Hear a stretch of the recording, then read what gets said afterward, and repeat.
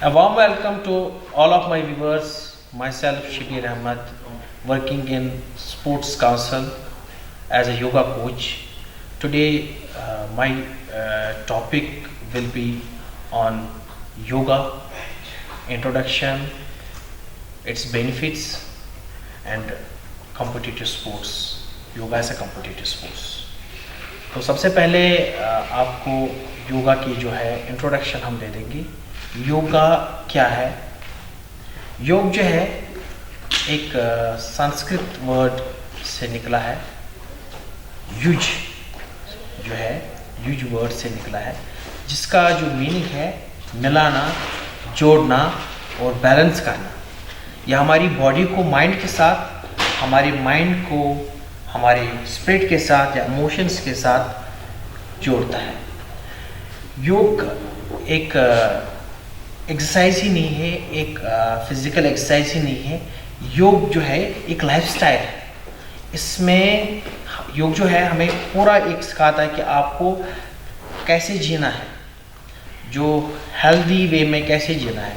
तो योग के बहुत सारे एस्पेक्ट्स हैं, योग के बहुत सारे प्रिंसिपल्स हैं, जिनमें से यमा नियमा, आसना, प्राणायाम, प्रत्याहार, धारणा, ध्यान, समाधि जो है ये 8 फोल्ड पाथ ऑफ योगा है। तो ये जब सारे चीज़ों की, जब सारे लिम्स की हम को अडेप्ट करेंगे अपनी लाइफ में, तभी हम योग कर रहे हैं।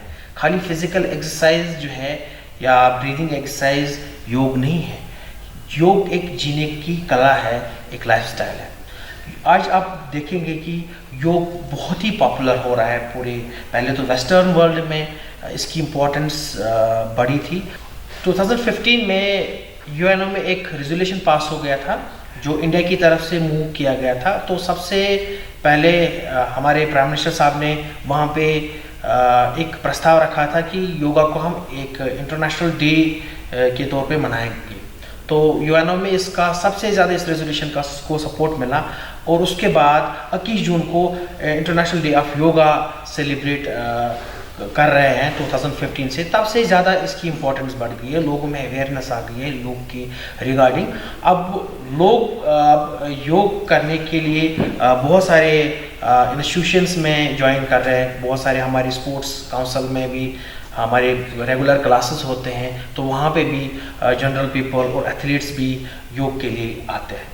तो अब रहा सवाल अब योग की पॉपुलैरिटी का। अब इसके बाद हम पहले देखेंगे कि योग के बेनिफिट्स क्या है। योग जो है इसके बहुत सारे बेनिफिट्स हैं, फिजियोलॉजिकल बेनिफिट्स हैं, साइकोलॉजिकल बेनिफिट्स हैं। तो स्पेशली योग जो है स्ट्रेस से रिलेटेड जितने भी डिसऑर्डर्स हैं उनके लिए बहुत ही बेनिफिशियल है। जैसे साइकोसोमेटिक डिसऑर्डर्स हो गए, हाइपरटेंशन हो गया, स्ट्रेस हो गया, और बहुत सारे साइकोलॉजिकल डिसऑर्डर्स हैं, उनके लिए योग तो बहुत ही एक मुफीद क्रिया है। इसके साथ साथ हमारे बहुत सारे लाइफस्टाइल डिसऑर्डर्स हैं, जैसे ओबेसिटी है, हाइपरटेंशन है, डायबिटीज़ है, थायराइड डिसऑर्डर्स है, या हार्मोनल इम्बैलेंसेस है, ओबेसिटी है। तो उसको हम योग से प्रिवेंट कर सकते हैं, मैनेज कर सकते हैं, क्योर कर सकते हैं। इसके साथ साथ योग जो है एक एथलेटिक परफॉर्मेंस को बढ़ाने के लिए भी बहुत ही बेनिफिशियल है। एक एथलीट कोई भी किसी भी गेम में हो, चाहे वो स्ट्रेंथ रिलेटेड गेम में हो, एंडोरेंस डोमिनेटिंग गेम में हो, फ्लेक्सिबिलिटी या कोई भी कोऑर्डिनेटिव एबिलिटी बढ़ाने के लिए, या कंसंट्रेशन लेवल बढ़ाने के लिए, या एराउजल को कम करने के लिए, या कॉग्निशन प्रोसेस को ठीक करने के लिए योग जो है बहुत ही एक मुफीद क्रिया है।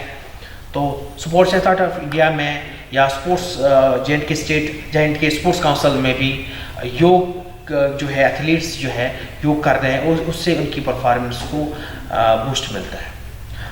अब योग जो है, अब रहा सवाल योग किनको करना चाहिए। योग जो है, yoga is meant for every person. तो उसमें कोई एज ग्रुप या जेंडर जो है, या कोई रेस या कोई रिलीजन नहीं है। योग सबके लिए है, और योग से सारे फायदे उठा सकते हैं।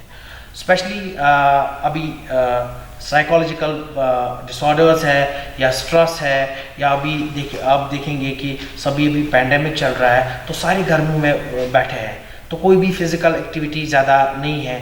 तो अब योग सुबह मॉर्निंग में करके अपनी फिज़िकल फिटनेस को भी बढ़ा सकते हैं और आपका मेंटल वेलबींग भी इससे ठीक हो जाएगा, और साथ साथ में स्ट्रेस से रिलेटेड जो भी डिसऑर्डर्स वगैरह है उनके लिए भी बहुत ही मुफीद है।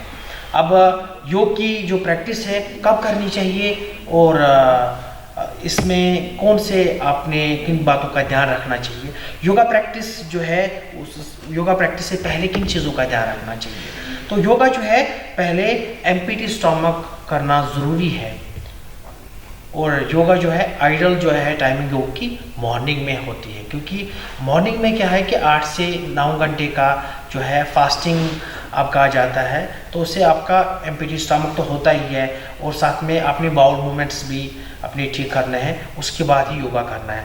और मॉर्निंग में क्या होता है, मॉर्निंग में फ्रेश एयर होती है और बिल्कुल नॉइज़ पोल्यूशन भी कम होती है, तो आप उसमें आप पूरे कंसंट्रेशन के साथ आप योग की प्रैक्टिस कर सकते हैं।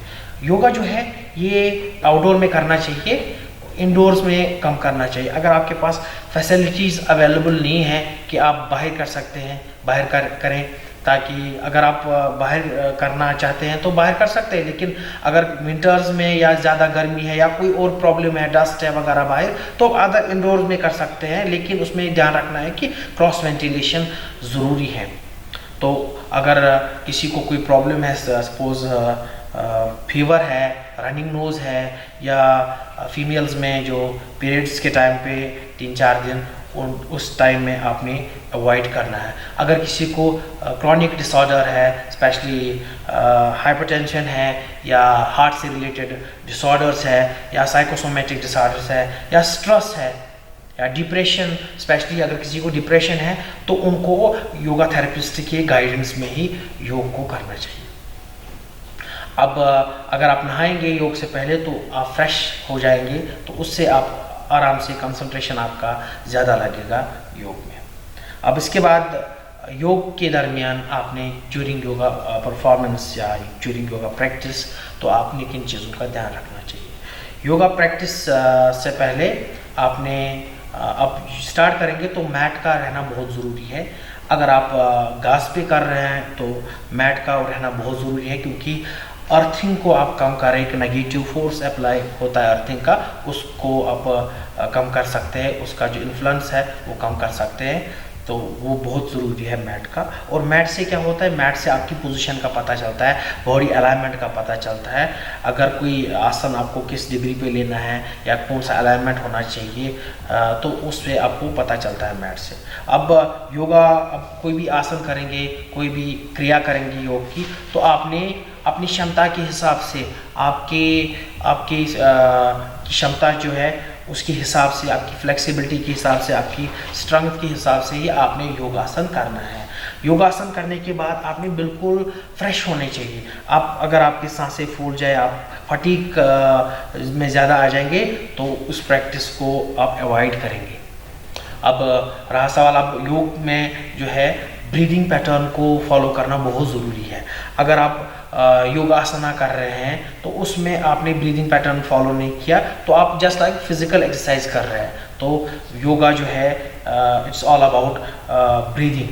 तो उसके बाद नेक्स्ट जो है हमारा जो क्वेश्चन है, उसमें हमने क्या है कि जो भी आसन हम करेंगे बिल्कुल स्लोली स्मूथ मूवमेंट्स होनी चाहिए, स्लो मूवमेंट्स होनी चाहिए, स्मूथ मूवमेंट्स होनी चाहिए, जर्किंग मूवमेंट्स बिल्कुल भी नहीं होनी चाहिए। और उसके बाद नेक्स्ट जो प्रिकॉशन है हमारा, अगर कोई भी आसन आप करेंगे फॉरवर्ड बेंडिंग का, तो बैकवर्ड बेंडिंग करना बहुत ज़रूरी है। इन सप्लीमेंट्री आसन या काउंटर पोज करना ज़रूरी है। अगर कोई 2 लेगेड आसन है, 2 साइड आसन हैं, तो दोनों साइड करना बहुत ज़रूरी है। अगर राइट लेग से किया तो लेफ्ट लेग से भी करना ज़रूरी है। और हर एक आसन के बाद आपने रेस्ट लेना बहुत ज़रूरी है, ताकि आपकी रिकवरी हो, आप नेक्स्ट जो आसन है बड़ी अच्छी तरीके से कर पाए। और अब इसके बाद योगा प्रैक्टिस के बाद सबसे इम्पॉर्टेंट चीज़ है कि आपने रिकवर होना बहुत ज़रूरी है। आप शवासन ले सकते हैं रिकवरी के लिए, और प्राणायाम जिसमें अनुलोम विलोम प्राणायाम हो गया, और साथ में आपने कपालभाति क्रिया भी करेंगे तो आपको ज़्यादा बेनिफिट्स मिलेंगे योग के।